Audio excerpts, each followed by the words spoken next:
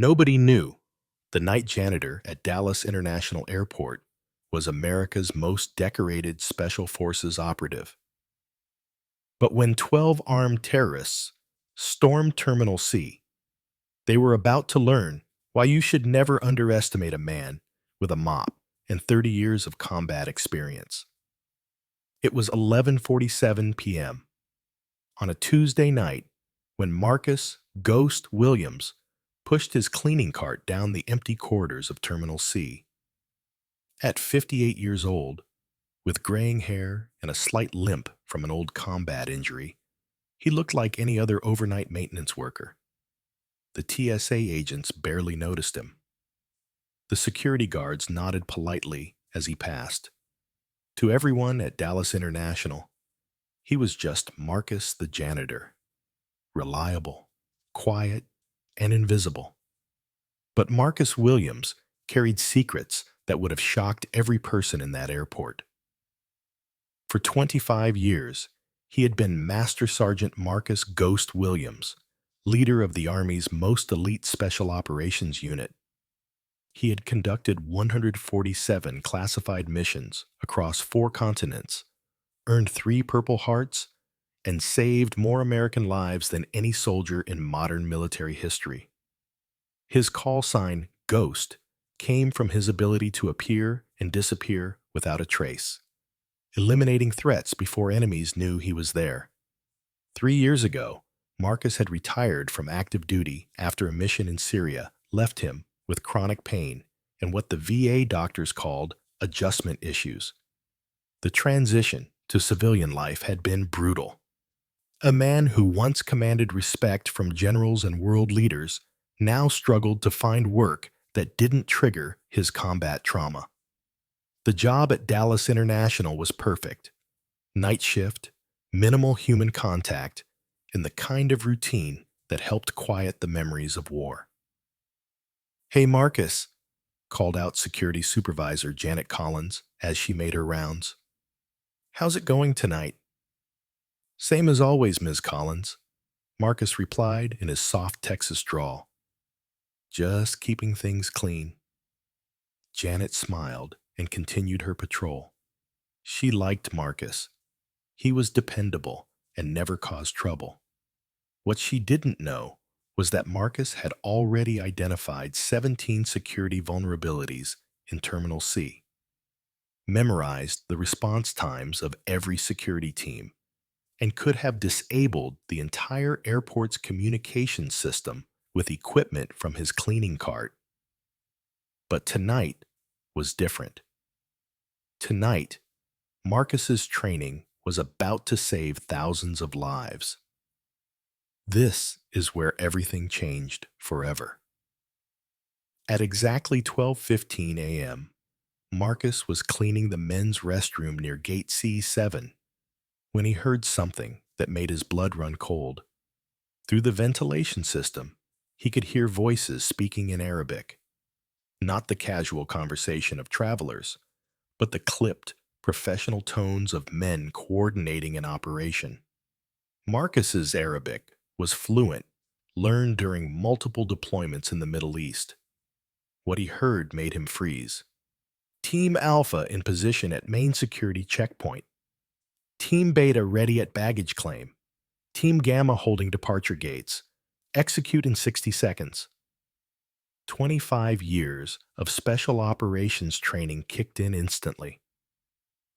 Marcus abandoned his cleaning supplies and moved with the silent precision that had made him legendary among Special Forces operators. He needed to assess the threat, identify the targets, and neutralize them before they could harm innocent people. Moving through the service corridors he had memorized during 3 years of night shifts, Marcus reached an observation point overlooking the main terminal. What he saw confirmed his worst fears. 12 men in civilian clothes, all carrying concealed weapons, spreading throughout Terminal C in a coordinated pattern. But here's what shocked him most. These weren't random terrorists. Their movement patterns, communication protocols, and tactical positioning indicated military training. Someone had sent a professional hit squad to attack Dallas International Airport. You haven't seen anything yet? Marcus reached for his cell phone to call 911, then realized the futility. By the time police arrived, dozens of innocent people would be dead. The overnight cleaning crew, late arriving passengers, and airport staff had no idea they were about to become victims of a coordinated terrorist attack. But the terrorists had made one critical mistake. They had chosen to attack an airport where America's most lethal special forces operative happened to work the night shift. Marcus quickly assessed his resources. His cleaning cart contained industrial chemicals that could be weaponized, tools that could serve as weapons, and most importantly, his intimate knowledge of Terminal C's layout. He had keys to every door, access to every system, and the element of complete surprise. The first terrorist team was moving toward the main security checkpoint where 2 TSA agents were conducting routine equipment checks. These men had no idea they were about to become the first casualties of a coordinated attack. Marcus couldn't let that happen. Wait until you see what happened next. Moving with the silent precision that had made him a legend in special operations, Marcus approached the first terrorist from behind. The man never heard him coming. One quick, professional movement, and the threat was neutralized without a sound. Marcus dragged the unconscious terrorist into a maintenance closet and confiscated his weapons, a Glock 19 and 3 magazines of ammunition. Now, Marcus had firepower, but he also had a problem. 11 more terrorists were spread throughout the terminal, and they would soon realize one of their team members was missing. "Control, this is Team Alpha," came a voice over the terrorists' radio. "Status report." Marcus keyed the radio and responded in perfect Arabic. "Team Alpha in position. All clear." His accent was flawless, learned during years of deep cover operations in the Middle East. The response bought him time, but not much. Marcus moved to the next target, a terrorist positioned near the baggage claim area. This one was watching 3 airport maintenance workers who were cleaning the carousel system. These innocent people had no idea they were being targeted by a trained killer. But Marcus did. The second takedown was even more professional than the first. Using techniques learned during 25 years of special operations, Marcus approached from the terrorist's blind spot and neutralized him before he could react. 2 down, 10 to go. "Control, this is Team Beta," came another radio transmission. "Something's wrong. Team Alpha isn't responding to direct communication." Marcus knew his time was running out. The terrorists would soon realize they were under attack and would either flee or accelerate their timeline. Either option meant innocent people would die. It was time for Marcus Ghost Williams to do what he did best: disappear and reappear where his enemies least expected him. But what he did next shocked everyone who witnessed it. Marcus made a decision that went against every rule of special operations warfare. Instead of continuing to pick off terrorists one by one, he decided to reveal himself and take them all on directly. It was a calculated risk that could save dozens of lives or end his own. Moving to the airport's public address system, Marcus used his master key to access the control room. His voice, calm and authoritative, echoed throughout Terminal C. "Attention everyone in Terminal C. This is Master Sergeant Marcus Williams, United States Army Special Forces. We have hostile forces in the terminal. All civilians should move immediately to the nearest secure location and wait for law enforcement." The announcement had exactly the effect Marcus intended. The remaining 10 terrorists, realizing their operation was compromised, began moving toward predetermined extraction points. But they were no longer hunting civilians. They were being hunted by a man who had spent 25 years perfecting the art of warfare. Janet Collins, the security supervisor, who had always known Marcus as a quiet janitor, heard the announcement with disbelief. Marcus? Special Forces? That's impossible. But as she watched her security monitors, she saw something that made her question everything she thought she knew about her night shift maintenance worker. Marcus Williams was moving through Terminal C like a force of nature. His limp was gone, replaced by the fluid precision of a combat veteran. His humble demeanor had vanished, replaced by the focused intensity of a special operations soldier. Most shocking of all, he was single-handedly engaging multiple armed terrorists with a skill level that defied belief. The third terrorist never saw Marcus coming. Neither did the fourth or the fifth. Each engagement was swift, professional, and decisive. Marcus used every advantage his environment provided: maintenance corridors for concealment, his knowledge of the terminal's layout for tactical superiority, and most importantly, the element of surprise that came from being underestimated. "Who is this guy?" demanded the terrorist team leader over their radio frequency, which Marcus was monitoring through the captured equipment. "How does he know our positions?" Marcus smiled grimly as he moved toward his next target.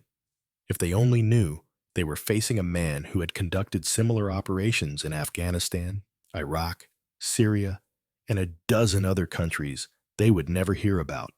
The real shock came when backup arrived.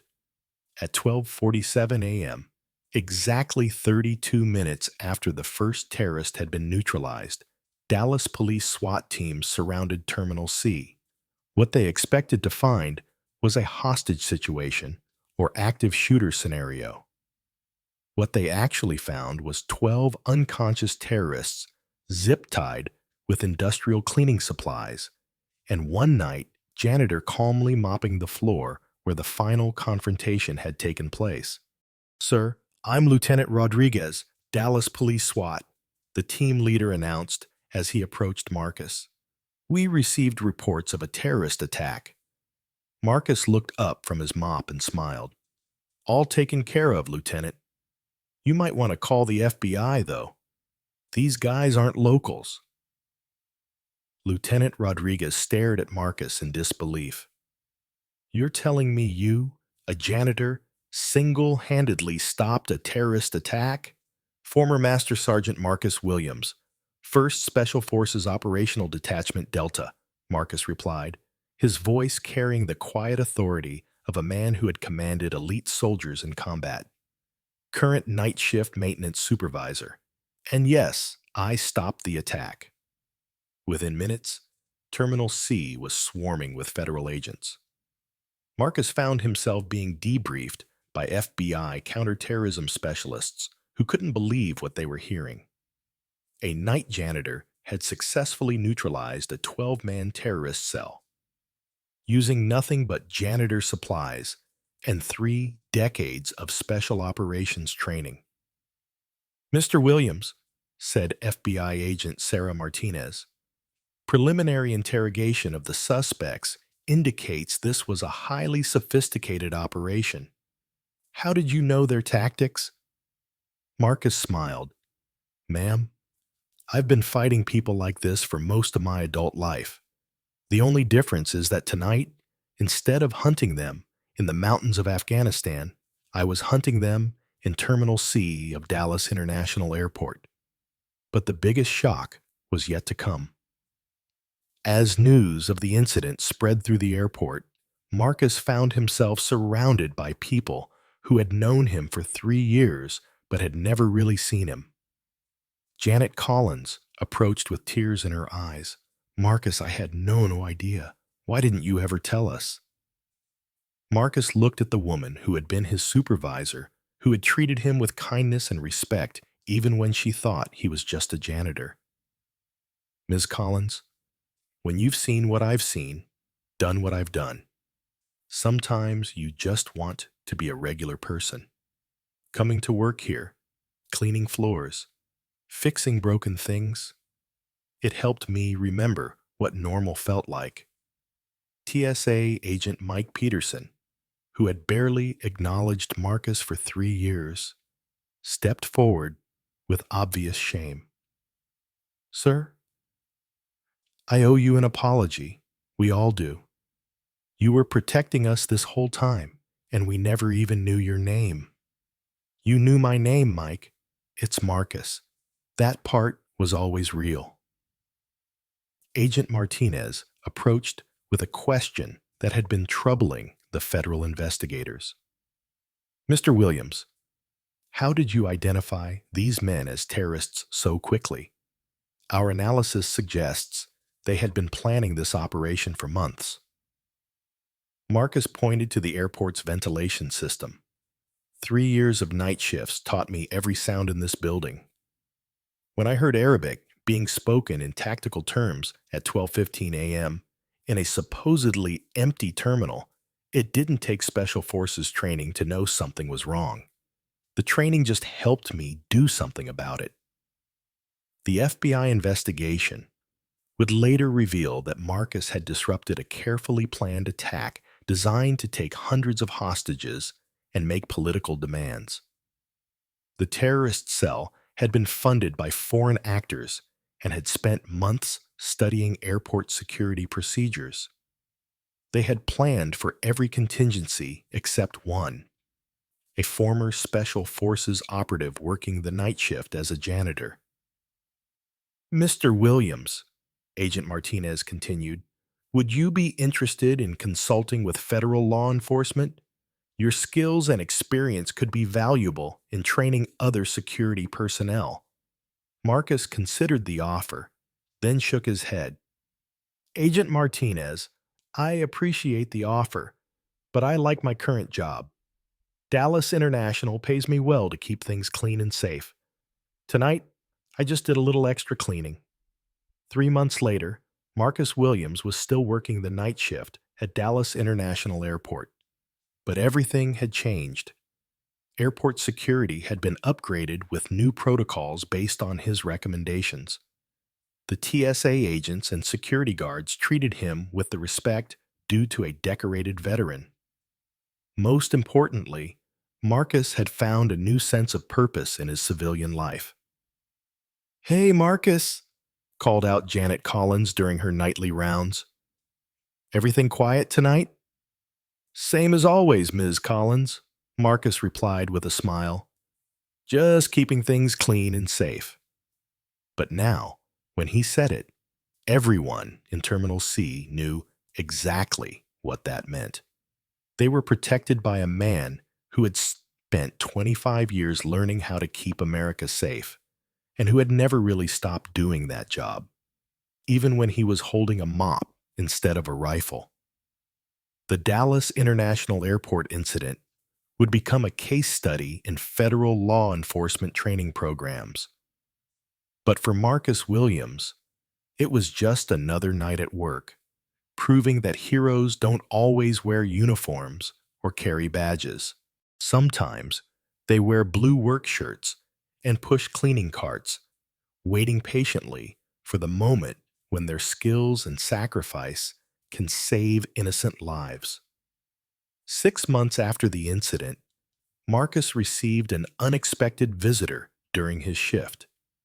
A young TSA agent named David Chen approached him nervously. Mr. Williams, sir, I wanted to ask you something. I'm thinking about joining the Army, maybe trying for Special Forces. Do you think I have what it takes? Marcus stopped mopping and looked at the young man carefully. David, Special Forces isn't about being the toughest or the strongest. It's about being willing to do whatever it takes to protect people who can't protect themselves. You've been working here for 2 years, treating everyone with respect, doing your job with pride even when nobody notices. That tells me you might have exactly what it takes. Really, sir? Really. But David, remember something.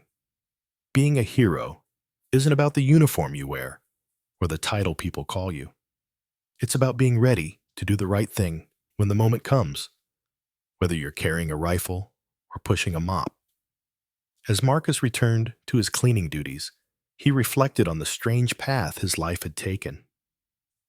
From the mountains of Afghanistan to the corridors of Dallas International Airport, he had learned that service comes in many forms. The skills that made him deadly on the battlefield also made him effective at protecting travelers, maintaining security, and keeping his small corner of the world safe.